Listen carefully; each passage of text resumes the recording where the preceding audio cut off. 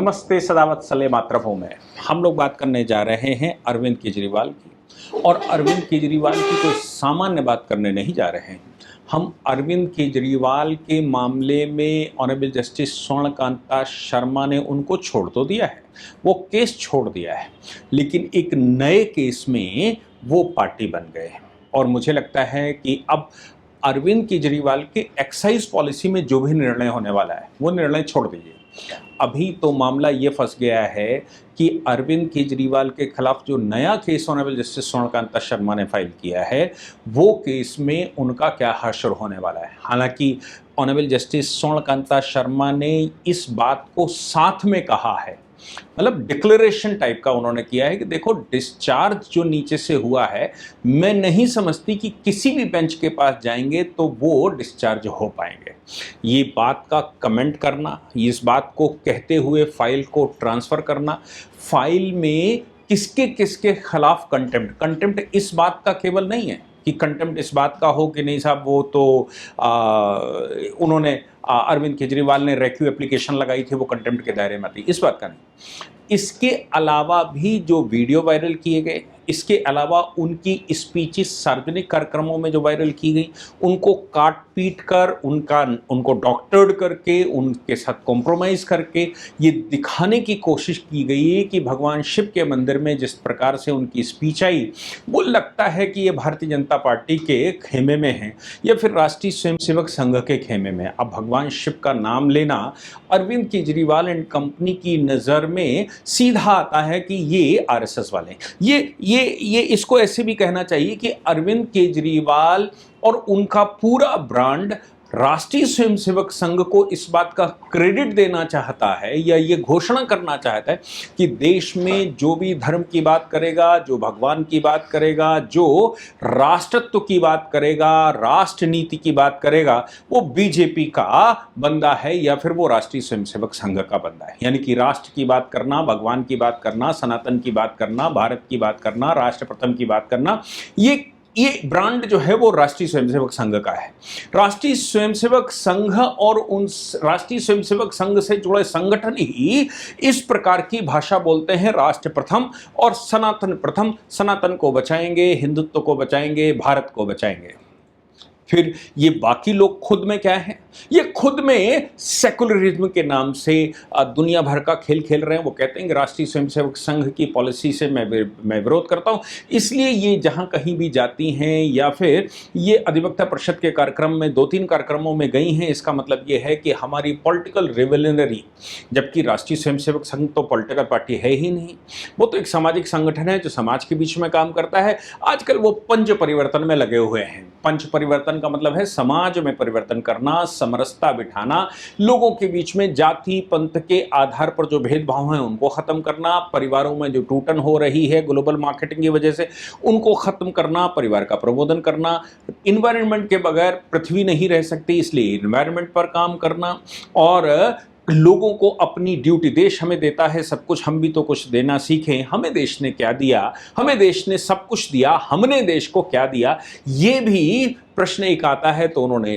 पंच परिवर्तन में ये भी कह के रखा है कि भाई नागरिक के कुछ कर्तव्य भी बनते हैं, नागरिकों को अपने कर्तव्य पालन करना चाहिए। मतलब साफ है कि इस धरा को बचाने के लिए जो जो चाहिए वो पंच परिवर्तन में, सामाजिक सुधार में राष्ट्रीय स्वयंसेवक संघ लगा हुआ है। अब ये सामाजिक सुधार या परिवर्तन, सनातन या भारतीय संस्कृति, भारतीय नॉलेज सिस्टम, इस पर काम करना अरविंद केजरीवाल को ये लगता है कि इस पर काम करने का मतलब ये हो गया कि भाई ये तो देश विरोधी शक्तियां हैं, क्योंकि ये तथाकथित सूडो सेकुलरिज्म के पक्ष में नहीं है, भारत को भारत बनाना चाहते हैं, भारतीय इतिहास, भारतीय संस्कृति के अनुसार भारत बनाना चाहते हैं। और ये लोग उनकी पॉलिसी, यानी कि वो भारत को बिगाड़ना चाहते हैं, भारत को तोड़ना फोड़ने वाली शक्तियां, भारत को बिगाड़ने वाली शक्तियां, जाति भेद करवाने वाली शक्तियां, इसके अतिरिक्त पारिवारिक भेद करवाने वाली शक्तियां, परिवार में पति पत्नी के बीच में भेद, बच्चों और पिता के बीच में भेद और परिवार के बीच में भेद करवाने वाली शक्तियां, ये ही फल फूल रही हैं। मैंने पहले भी कई बार कहा है कि अरविंद केजरीवाल प्लांटेड थे, ये तो सबके सामने जग जाहिर है, बहुत सारी किताबें लिखी गई और आज तक अरविंद केजरीवाल ने किसी भी व्यक्ति के लिए ये नहीं कहा कि वो प्लांटेड नहीं है। किसी भी व्यक्ति के इस सवाल का जवाब उन्होंने नहीं दिया। यहां तक कि जब कुमार विश्वास ने कहा कि उनके पास खालिस्तानी मूवमेंट के जो अटैचियां आ रही थी, अरविंद केजरीवाल एक बार खुलकर कह दें कि वो अटैचियां खालिस्तानी मूवमेंट वालों से नहीं मिली थी। पंजाब में सरकार बनाने के लिए खालिस्तान के सरपरस्ती वाले लोगों ने उनको पैसा वहां फंडिंग नहीं की थी। अरविंद केजरीवाल खुलकर एक बार बोल तो दे मंच के सामने। अरविंद केजरीवाल ने, मजे की बात यह है कि कुमार विश्वास के ललकारने के बावजूद अरविंद केजरीवाल ने उस पर आधा शब्द नहीं बोला। बड़ी तेजी से राष्ट्रीय पॉलिटिक्स में आए, प्लांटेड थे। मैंने इस विषय पर कल एक इंटरप्रिटेशन भी किया था थलपति विजय का, यानी कि जोसेफ विजय को मैंने अरविंद केजरीवाल कैसे जो टैक्टिक अरविंद केजरीवाल ने अपनाई थी उनसे थोड़ा फर्क ही इनके विधियों में भी लगता है। इसलिए संभावनाएं भी मैंने जाहिर की थी कि कहीं नेक्स्ट अरविंद केजरीवाल तो नहीं है। अब जब बहुत तेजी से राजनीति में आना चाहते हैं, इस पर डीप स्टेट का पीछे से संरक्षण हो, विदेशी शक्तियों का संरक्षण हो, भारत में ये डिस्टर्बेंस करने वाली शक्तियों का संरक्षण जिनको प्राप्त हो, तो आप सोच लीजिए कि ये कितना खतरनाक हो सकता है। अब ऐसी परिस्थिति में किसी भी व्यक्ति के अरमान जाग सकते हैं। वो राष्ट्रीय पॉलिटिक्स में आना चाहते थे, राष्ट्रीय पार्टी तो उनको घोषित कर ही दिया गया था, लेकिन वो राष्ट्रीय पॉलिटिक्स में आना चाहते थे, बड़ी तेजी से राष्ट्र की राजनीति करना चाहते, प्रधानमंत्री बनना चाहते थे। लेकिन वो भूल गए कि सामने नरेंद्र मोदी जी हैं, राष्ट्रीय स्वयंसेवक संघ का कैडर है, चाहे वो बंगाल में काम कर रहा हो। वो काम स्लो करते हैं लेकिन सॉलिड करते हैं। आप देखिए, बड़े लंबे समय से बंगाल में काम होने के बाद ये हुआ। नॉर्थ ईस्ट में बहुत लंबे समय से राष्ट्रीय स्वयंसेवक संघ के तमाम सैकड़ों प्रचारक वहाँ पर काम करते हैं। बंगाल में भी तमाम पूर्णकालिक प्रचारक वहाँ काम कर रहे थे, और अभी तमिलनाडु भी कॉन्सेंट्रेशन में है, उधर केरला भी कॉन्सेंट्रेशन में है, और वहाँ पर काम चल रहा है। प्रचारकों की हत्याएँ भी हो रही हैं और राष्ट्रीय स्वयंसेवक संघ के कार्यकर्ताओं की हत्याएँ भी हो रही हैं। ये जग जाहिर है, तमिलनाडु और केरल में हमको सुनने को मिलता ही रहता है। क्यों? क्योंकि अगर जमीन पर काम करना है तो राष्ट्रीय स्वयंसेवक संघ का स्टाइल पूरे वर्ल्ड को फॉलो करना पड़ेगा। लेकिन बहुत कठिन रास्ता है, बहुत कठिन रास्ता है। घर परिवार छोड़कर आना पड़ता है, राष्ट्र संत बनना पड़ता है, परिवार छोड़ने के अलावा धन दौलत सब छोड़ना पड़ता है, तब कहीं राष्ट्रीय स्वयंसेवक संघ का स्वयंसेवक और उसके ऊपर जाकर संपूर्ण समय देने वाला प्रचारक, और प्रचारक के ऊपर अपनी गृहस्थी संभालने वाला और प्रचारकों को भी संभालने वाला, इस पूरे सिस्टम को संभालने वाले वो व्यक्ति, जहां से धन अर्जन होता है, जो लोग काम करते हैं, वो सब मिलकर राष्ट्रीय स्वयंसेवक संघ बनाते हैं। बहुत मुश्किल काम है, बहुत कठिन काम है, और इतना कठिन काम से लोगों को तरक्की, देश का विस्तार चाहिए नहीं होता। उन्होंने भी जस्टिस स्वर्णकांता शर्मा की अदालत में जब मामला आया तो उन्होंने डे 1 में कुछ कमेंट कर दिया था, सीबीआई के ऊपर जो टिप्पणी करी उसको सीज कर दिया था, और नीचे जो केस ईडी वाला सुना जा रहा था उस केस को स्टे कर दिया था, और कहा था जब तक सीबीआई के मामले में मैं डिसीजन न दे दूं तब तक आप उसको छू नहीं सकते। अब सीबीआई के मामले में जो कमेंट किए गए थे उन कमेंटों को सीज कर दिया गया, डिस्चार्ज किया गया था, उसमें भी उसको स्टे कर दिया गया था। अब अरविंद केजरीवाल को ये अच्छा नहीं लगा, अरविंद केजरीवाल को बहुत बुरा लगा। उन्होंने रेक्यू एप्लीकेशन पहले एक उसमें डाली, मतलब ट्रांसफर एप्लीकेशन डाली पहले उन्होंने चीफ जस्टिस के पास। जब खारिज हो गई तो उनको लगा कि सुप्रीम कोर्ट जाने के बजाय एक काम करते हैं कि जस्टिस स्वर्णकांता शर्मा को टारगेट करते हैं, क्योंकि उनको भी और उनके वकीलों को भी ये बात पूर्ण रूप से स्पष्टता से मालूम होगी कि अदालत ट्रांसफर होने वाली नहीं है। ये डिस्क्रिशन चीफ जस्टिस का रहता है। सुप्रीम कोर्ट भी कोई अदालत ट्रांसफर नहीं करता जब तक बायस न दिखा दिया जाए। और जो भी ऑनरेबल जस्टिस स्वर्णकांता शर्मा के डिसीजंस आए हैं, जो उन्होंने ऑर्डर किए हैं, जो उन्होंने सुनवाई की है, उसमें कहीं से भी बायसनेस उनकी पकड़ी नहीं जा सकती, ढूंढा नहीं जा सकता कि उन्होंने बायस किया हो। ऑर्डर किया है, स्पीकिंग ऑर्डर है, स्पीकिंग ऑर्डर का मतलब होता है कि पीछे से रेशियो भी दिया है। और वो मामले जब पहले आए थे वो सारे मामले मोस्टली बेल के थे। बेल की हियरिंग अलग होती है, और जब चार्ज फाइल हो जाते हैं, चार्जशीट बन जाती है, और इसके अलावा मतलब चार्ज के आधार पर, चार्जशीट के आधार पर जब ट्रायल चलता है तो ट्रायल अलग चीज़ होती। लेकिन नीचे वाले कोर्ट ने तो इस मामले में डिस्चार्ज कर दिया, ट्रायल भी नहीं चलाया। बोले ये तो इतना बकवास मामला है जिसमें सुप्रीम कोर्ट इतने दिनों तक लगा रहा। सुप्रीम कोर्ट ने मनीष सिसोदिया को साल भर जेल में रखा, अरविंद केजरीवाल को भी 4-5 महीने जेल में रखा, अरविंद केजरीवाल की चीफ मिनिस्टर की पावर छीन ली, अरविंद केजरीवाल को नहीं जाने दिया कि वो सेक्रेटरी की बैठक ले सकते हैं, मंत्रियों की बैठक ले सकते हैं, मंत्रालय भी नहीं जा सकते। इतनी शक्ति छीनने के बाद बेल उनको ग्रांट हुई थी, वो भी इस बात को लेकर कि डेमोक्रेसी में प्रचार करने का अरविंद केजरीवाल का अधिकार बनता है। अब इसके अलावा सुप्रीम कोर्ट ने बेल इस आधार पर दी थी कि डिस्चार्ज तो नहीं होंगे, क्योंकि 4 तो केसेस तो बन रहे हैं, लेकिन हाँ ये ट्रायल चलेगा तो ये 4-5 साल ट्रायल चलेगा, तो तब तक क्या अरविंद केजरीवाल को जेल में रखेंगे? तब सुप्रीम कोर्ट ने कहा हम इनको बेल देते हैं, क्योंकि ये इतने सारे गवाह हैं, इन गवाहों के ट्रायल में बहुत समय लग जाएगा।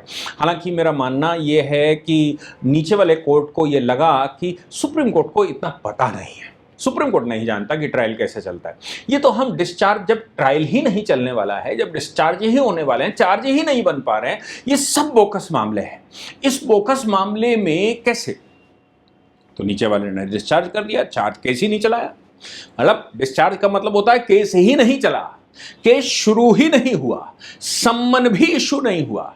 नीचे केस आया, सीबीआई ने क्लेम किया, सीबीआई की चार्जशीट को सिरे से खारिज करते हुए डिस्चार्ज कर दिया गया, और ये कहा कि भी केस नहीं बनता यार। देखो ऑनरेबल जस्टिस सोनाकांता शर्मा ने स्टे कर दिया। अरविंद केजरीवाल को अच्छा नहीं लगा, वो चले आए, उन्होंने कहा हम रेक्यू एप्लीकेशन लगाएंगे। उनको वीडियो रिकॉर्डिंग के चक्कर में वो आए थे कि भाई वो तो पॉलिटिक्स करेंगे कोर्ट के अंदर भी। It wasn't politics through the court, court के माध्यम से ये पॉलिटिक्स थी। अब कोर्ट के माध्यम से पॉलिटिक्स का मतलब होता है कि कोर्ट में पॉलिटिक्स करनी है तो कोर्ट को विरोधी बना लो, क्योंकि पॉलिटिक्स के लिए सबसे खास बात यह है कि सामने एक विरोधी होना चाहिए। उन्होंने कर लिया, और जस्टिस सोनाकांता शर्मा ने मामला सुना और डिसमिस कर दी। डिसमिस करने के बाद बाइकॉट एप्लीकेशन चली गई।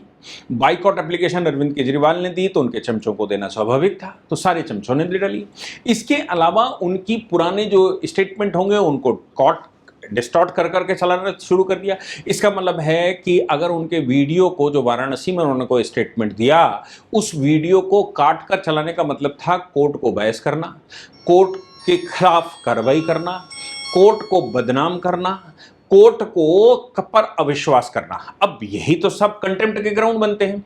आपको याद होगा जब अरविंद केजरीवाल ने रेक्यू एप्लीकेशन लगाई थी, तभी मैंने कहा था कि देखो अब ये कंटेम्प्ट का ग्राउंड बनता है।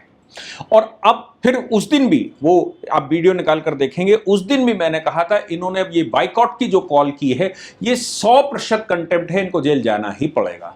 क्योंकि ये कंटेम्प्ट वैसा नहीं है जो वकील ने किया हो, ये कंटेम्प्ट वैसा है पूरी अदालत को धत्ता बताया हो, ये कंटेम्प्ट ऐसा है कि पूरे हाईकोर्ट को धत्ता बताया हो, ये कंटेम्प्ट ऐसा है जो किसी पार्टिकुलर जज को कॉन्सेंट्रेट किया गया हो, पार्टिकुलर जज को कॉन्सेंट्रेट करते हुए उनके बच्चों को घसीटा गया हो, उनके परिवार को घसीटा गया हो, उनके बैकग्राउंड को घसीटा गया हो, उनके कोर्ट के अलावा एक्स्ट्रा जुडिशियल करिकुलम जो उनका रहता है या एक्स्ट्रा जुडिशियल एक्टिविटी उनकी जो रहती है उसको घसीटा गया हो। कब खाती हैं, कब पीती हैं, कब सोती हैं, क्या खाती हैं, किससे आती हैं, किससे जाती हैं, पहले क्या था, पति क्या, पत्नी क्या, बच्चे कहाँ काम करते हैं, कैसे काम करते हैं, ये सब बातें खींचने का क्या मतलब होता है? इसका मतलब ये हो गया कि किसी जज को, जो ऑनरेबल जस्टिस हैं, जिनको पार्लियामेंट भी हटाने का राइट नहीं रखती, पार्लियामेंट भी हटाने के लिए उनके खिलाफ एक बाकायदा महाभियोग लाना पड़ता है, उसके लिए एक इन्वेस्टिगेशन होता है, उस इन्वेस्टिगेशन की टीम के द्वारा क्लैरिफाई होता है, सुप्रीम कोर्ट करता है, तब किसी जज के ऊपर कोई प्रश्न किया जाता है।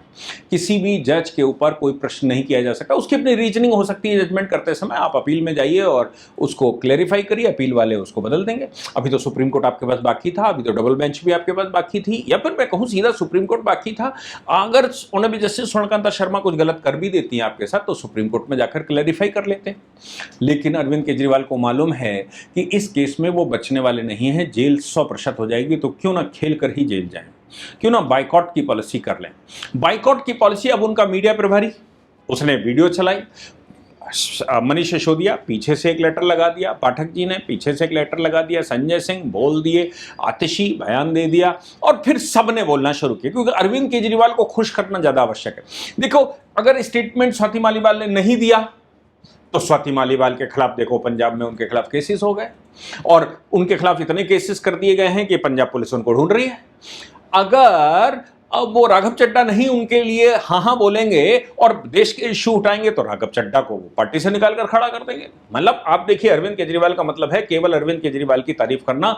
अरविंद केजरीवाल के पीछे उनको फॉलो ना किया तो आप आम आदमी पार्टी की तो पॉलिटिक्स नहीं कर सकते। ऐसे सैकड़ों लोग पहले भी हैं जिनको उन्होंने निकाला है।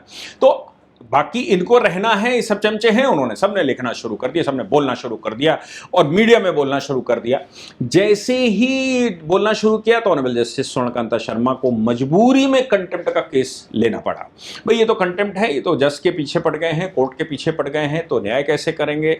जज के पीछे पड़ने का मतलब, और जज अब केस छोड़ देती है, ऐसी छोड़ देती है तो ये वो बताएंगे कि उनके सत्याग्रह की जीत हो गई, और अगर वो नहीं छोड़ती है तो साहब वो बायस है, तो क्या करें? ऑनरेबल जस्टिस स्वर्णकांता शर्मा ने contempt, criminal contempt of court का केस ले लिया, और क्रिमिनल कंटेम्प्ट ऑफ कोर्ट का केस लेते हुए उन्होंने Ranjit Thakur versus union of India को ध्यान में रखते हुए, जिसमें यह कहा गया था कि कोई भी कोर्ट अगर कंटेम्प्ट का केस किसी के खिलाफ लेती है तो उसको ओरिजिनल पिटीशन छोड़ देनी चाहिए। ओरिजिनल पिटीशन इसलिए छोड़ देनी चाहिए क्योंकि कंटेम्प्ट की कार्रवाई भी कर रहे हैं, इसका मतलब ये हो गया कि पर्सनल द्वेष भी हो सकता है जिससे मैसेज गलत जाएगा। और केवल न्याय होना नहीं चाहिए, न्याय दिखना भी चाहिए, लेकिन न्याय दिखने का मतलब ये बिल्कुल नहीं है कि कोई भी कोर्ट के ऊपर सवाल खड़े कर देगा तो उसको अपनी बेंच हंटिंग का अवसर दे देंगे। अगर ऐसा होने लगा तो सभी लोग जिनको बेंच अच्छी नहीं लगे वो कहेंगे मैं तो इसको बाइकआउट करता हूं, मैं तो आपको नहीं सुनवाना चाहता। ऐसी परिस्थिति में न्याय व्यवस्था का क्या होगा? ऐसी परिस्थिति में सारे पॉलिटिकल पार्टियां ऐसे ही खेलने लगी, और पॉलिटिकल पार्टियों के अलावा बहुत सारे लोग जो समाज में काम करते हैं वो भी यही सब खेलेंगे, और प्रेसिडेंट तय हो जाएगा कि अरविंद केजरीवाल को अगर जेल नहीं हो सकती तो बाकी किसी को भी नहीं हो सकती। अरविंद केजरीवाल के खिलाफ कंटेम्प्ट ऑफ कोर्ट का केस ले लिया कोर्ट ने। कंटेम्प्ट ऑफ कोर्ट का केस अरविंद केजरीवाल अकेले के खिलाफ नहीं लिया, 6-7 लोग उसमें शामिल थे जिनके खिलाफ लिया है। वो एक मिश्रा जी हैं, उनके जो मीडिया प्रभारी हैं विनय मिश्रा, और बाकी अरविंद केजरीवाल खुद में हैं, मनीष सिसोदिया उसमें हैं, पीछे से जिसने जिसने जो जो कहा सबके खिलाफ कंटेम्प्ट कोर्ट हो गया, और इसके साथ ही रेक्यू कर दिया। उन्होंने कहा भाई मैं मेन पिटीशन को छोड़ती हूं क्योंकि इससे मेरे ऊपर सवाल खड़े होंगे, अभी तक नहीं होते हैं। उन्होंने कहा जो मैंने ऑर्डर किए हैं सब पर मैं अभी भी अडिग हूं, जो जो मैंने लिखा है सब पर मैं कायम हूं, और जो कुछ भी मैंने किया है वो in the fair of justice, in favour of justice मैंने किया है, इसलिए मुझे कोई अफसोस नहीं है।